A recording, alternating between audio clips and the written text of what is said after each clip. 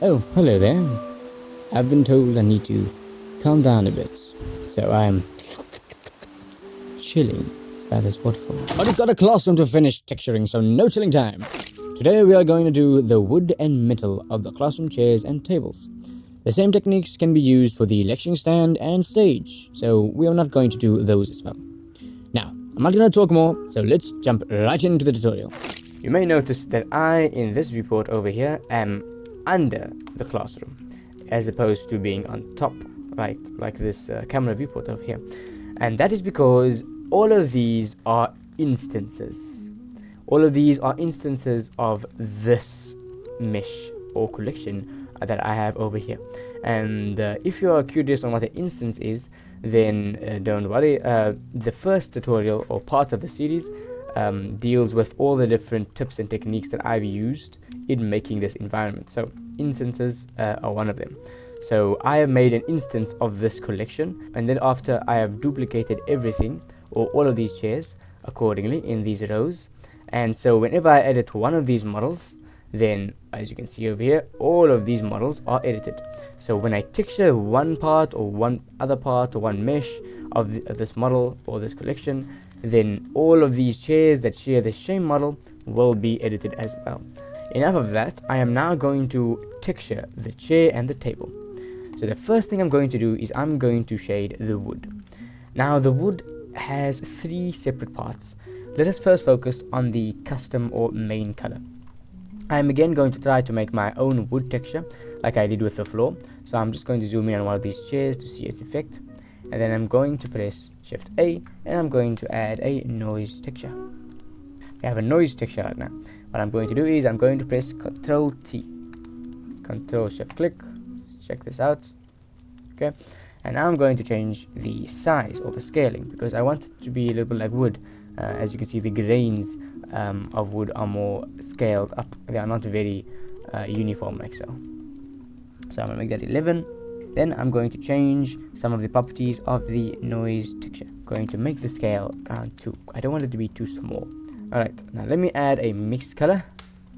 I'm going to put this noise texture into the B socket because I want to set this to color burn. Color burn for me is good for when you want to make wood textures, because let me show you what it does. I'm going to make this bright and I'm going to make this like a light yellowish color.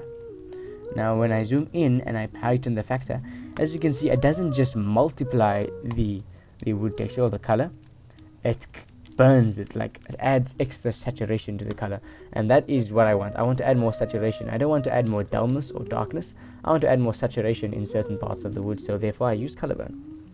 Okay, now I'm going to duplicate this, bring that in front, and I'm going to set it to screen. The reason why I'm going to make it screen is because I want to add a light purplish or pinkish texture on the wood itself, because our environment has like a pink blue vibe to it. So I'm going to add an overlay texture to it. You don't need to add this part.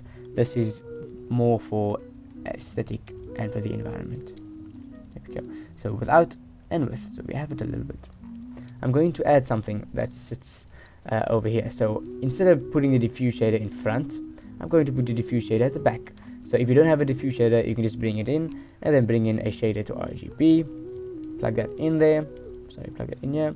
Bring this back a little bit so we can do this, and then we can duplicate it.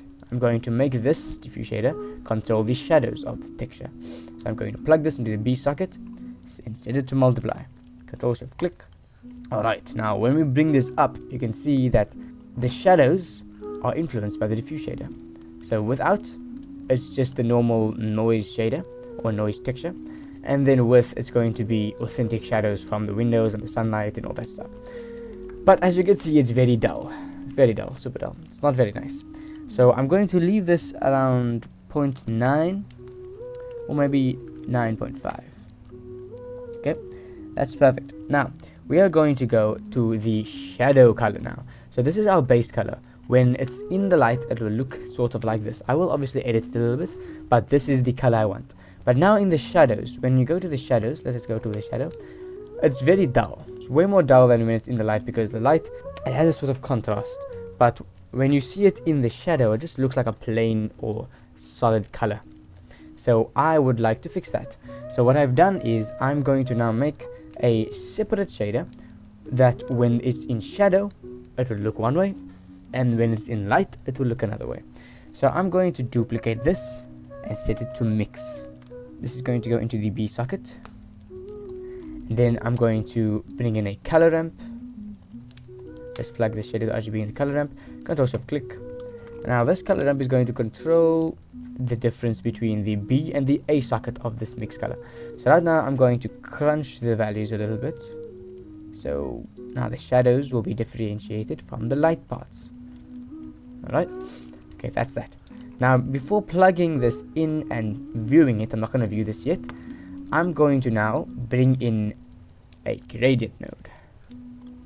That, Control T and then Control Shift click.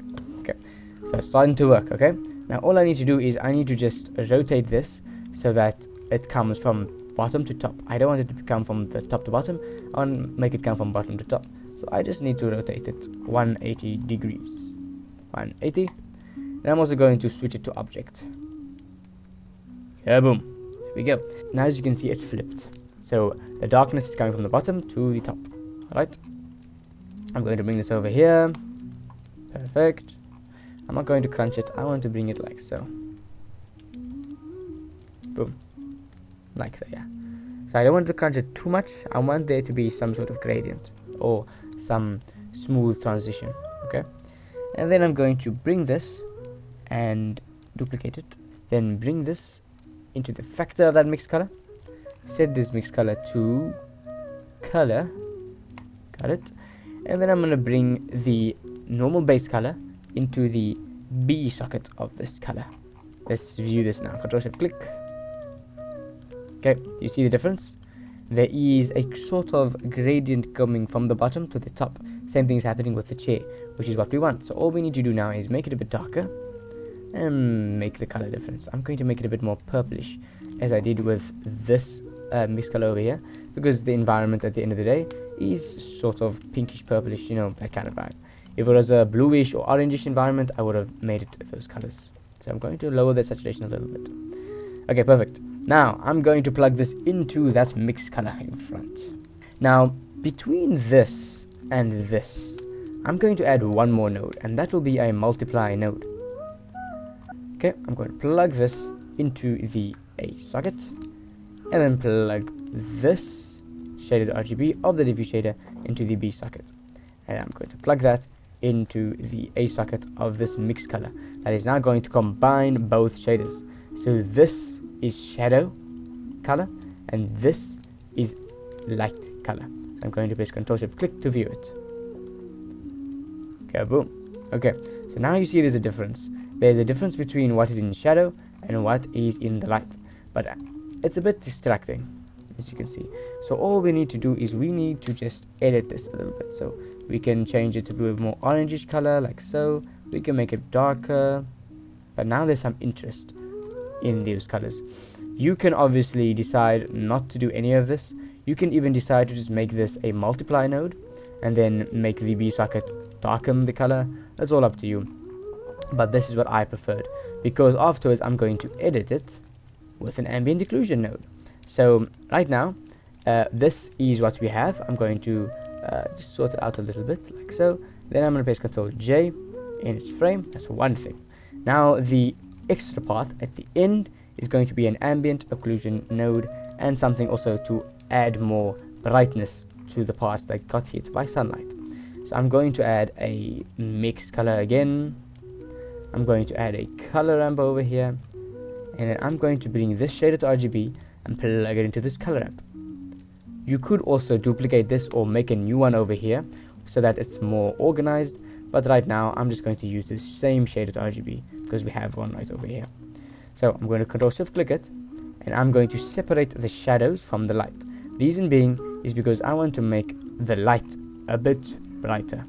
I'm going to plug that into the factor of a mixed color, and I'm going to set this mixed color to color dodge. Now before viewing this mixed color, I'm going to add an ambient occlusion node to make the shadows or make the interaction of the models itself darker. So let's add that ambient occlusion node. I'm going to press Ctrl click. Okay, perfect. And I'm going to choose inside. There. Now all that's left to do is bring in a color ramp again, crunch the white values, make this constant. I'm going to make this constant. So, and I'm going to duplicate this, plug this over here, set it to multiply, and bring this entire tree over here, plug it into the A socket, and the ambient occlusion nodes can be plugged into the B socket. Now, this is without. We press M, and this is with. As you can see, there is a bit of darkening in the shadows, which adds a bit more interest. We can obviously lessen it and we can heighten it. It's all up to you. I prefer it to be a bit higher than normal, so I'm going to make it a bit 0.6. So now when we plug this into the A socket and we change this B color to a brighter color and make it a bit yellow, orange, Ctrl click, boom. As you can see, it's brighter. Now obviously you can just edit it as you please. So what I'm going to do is I'm going to lower this a little bit so that our shader is a bit visible, and then I'm going to lower this a little bit, and I'm just going to overall try to match the vibe of the color to the rest of the scene. So we're going to make it a little bit red for me on my side. Perfect. And then I'm going to change the color.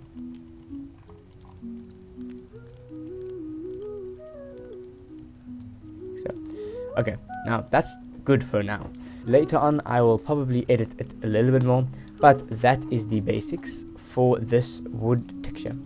It's simple, but with the techniques in the shader you should be able to make a lot of things.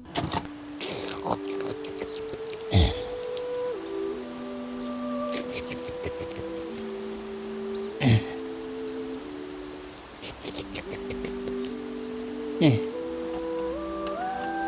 All of these environments are on the Patreon. If you want them, click the link down below. If you don't want them,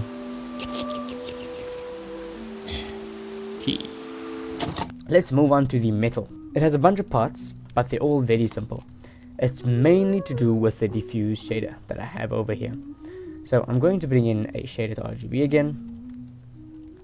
I'm going to bring a color ramp.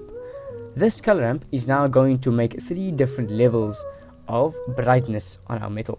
There's going to be white, there's going to be gray, and there's going to be dark gray, not black. So I'm going to set this to constant, and I'm going to bring this up like so. So now everything immediately touched by sun will be white, and then everything that is secondary will be light gray, like so.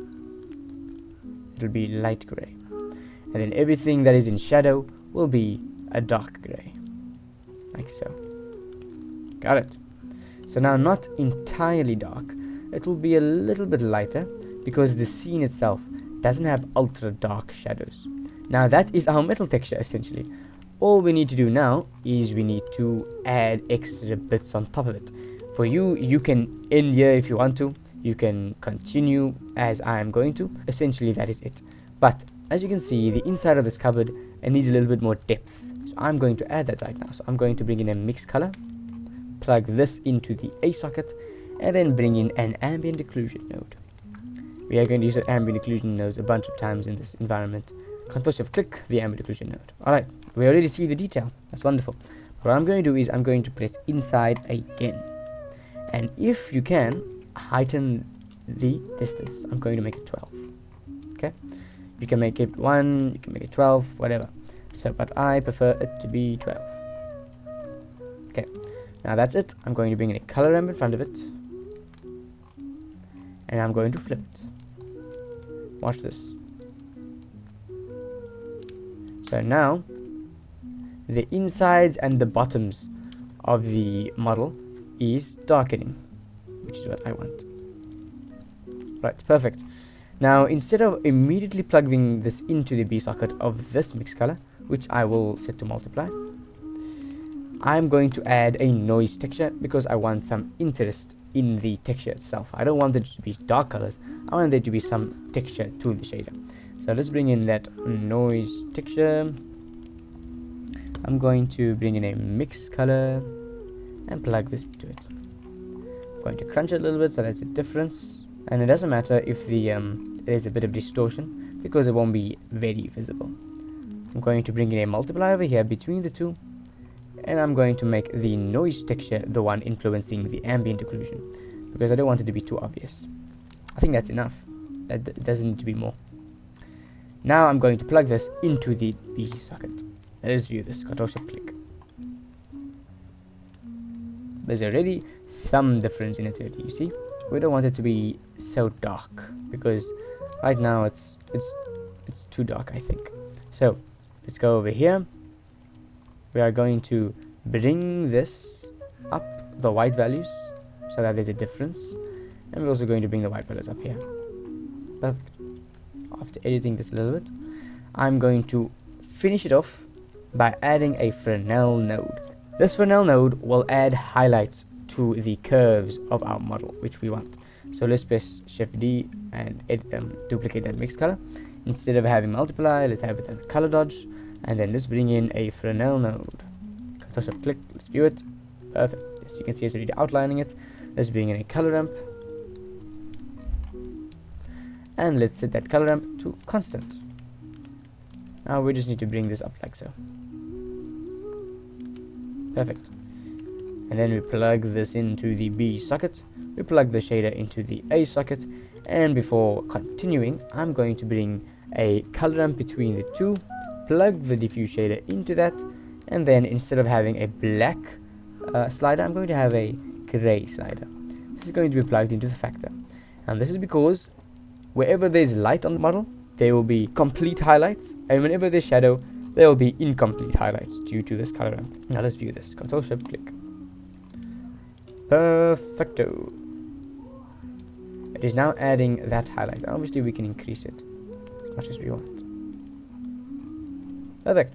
And that was the tutorial. I hope this will help you shade the rest of the wood textures in the scene, because they're all very similar. Before we do the next tutorial, please type in the comments whether you want to continue this tutorial series, because there's around 3 episodes to go, and I'll only finish it if you guys want it. Otherwise, I'll do whatever I want. Many thanks to those on the Patreon, especially those on the Golden and Diamond Spoon tier lists. For you guys, I hope you're enjoying the new exclusive tutorials coming out every second week. And to everyone, I leave you with this tutorial. See you when I see you. Alright, bye.